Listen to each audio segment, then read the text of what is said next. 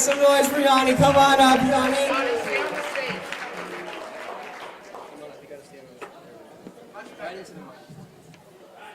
Hi, how's everybody doing today? I actually wrote my speech down because I'm horrible at giving speeches. I'm also bad at writing, so please forgive me. I'll just start by reading. Okay. Good evening, ladies and gentlemen. I hope everyone's enjoying tonight's festivities. For those of you who don't know me, my name is Yani, and I'm the best man. I'd like to start off by first thanking Brian and Roberta's parents for what has been a wonderful celebration. Thank you, Lori, Roger, Rosanna, Gottardo, for letting us share this very, very special day with you. I would also like to thank everyone for coming, especially the single Brazilian women who might still be looking for a place to stay tonight. It wouldn't be a party without you.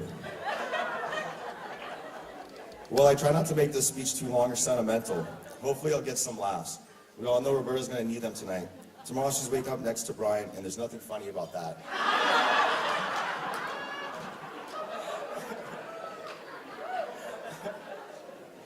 But before I get too far along in the speech, I'd just like to say something that I'm sure Roberta has already heard 100 times today. You look absolutely stunning. I think that every guy in this room will agree when I say that it's a sad day for us all, as such a wonderful and amazing girl is officially taken off the market. And to Brian, I'm sure all the girls here will agree when I say that today is just another day.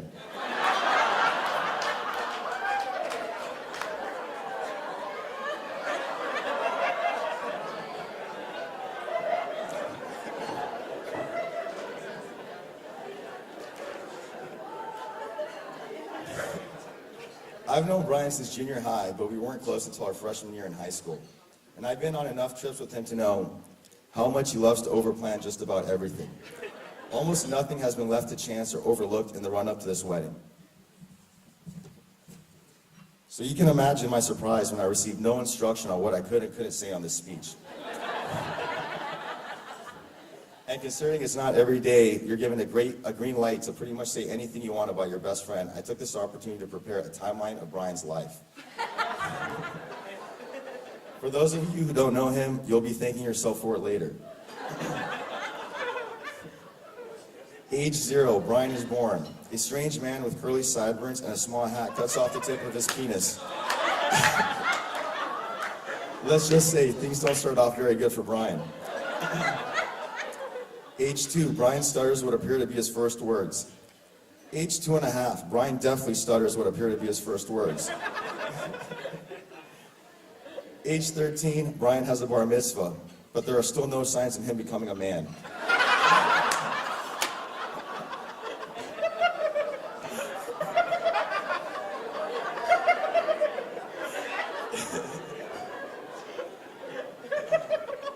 Age 15.5, Brian surpasses all of his friends in his experience with women. He has at least 5 times more porn on his computer than anyone in school.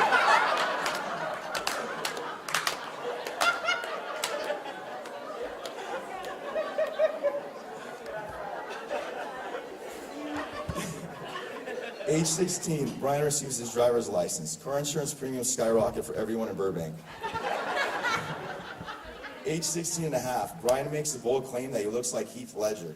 Yeah, Brian, maybe post-mortem.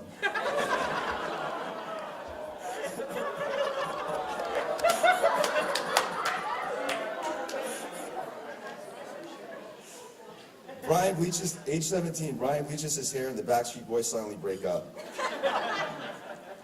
Age 18, Brian travels to Amsterdam. He manscapes using only his hands as tweezers.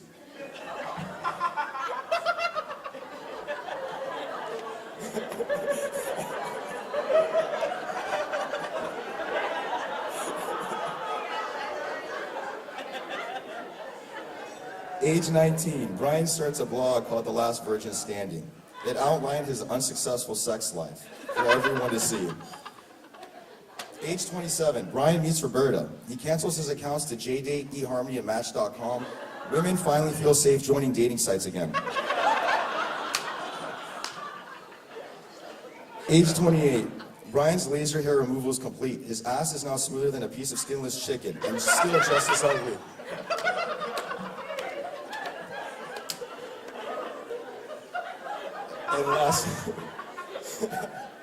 And And last but not least, age 29, Brian is still the last virgin standing. Well, Brian, hopefully after tonight you won't be. Now, after hearing a bit about Brian, I'm sure everyone feels a little bit better about themselves. But all joking aside, I'd like to express my deepest gratitude to Brian. You've always been there for me. You've given me more love, compassion, and loyalty than I could ever expect from someone in a lifetime. We've grown together, traveled the globe together, shared a lifetime of experiences together, and I can't express enough to you how honored I am to be standing here tonight, a part of the most important day of your life. And Roberta, as I've gotten to know you, I stand here thankful that you have found each other. You're ambitious, smart, sweet, beautiful, and fun. You're everything a guy could want, but most importantly, you make Brian happy, and that's what matters most to me.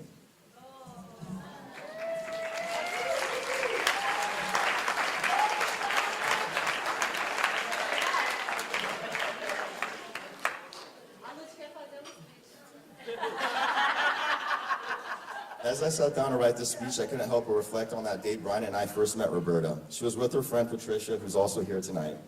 They rejected us at first, but we were persistent, and when they finally opened up to us, we learned that Roberta, like Brian, was new to Vegas. It was over 4 months later before they saw each other again, and I couldn't help but wonder how many different ways this fairy tale could have gone.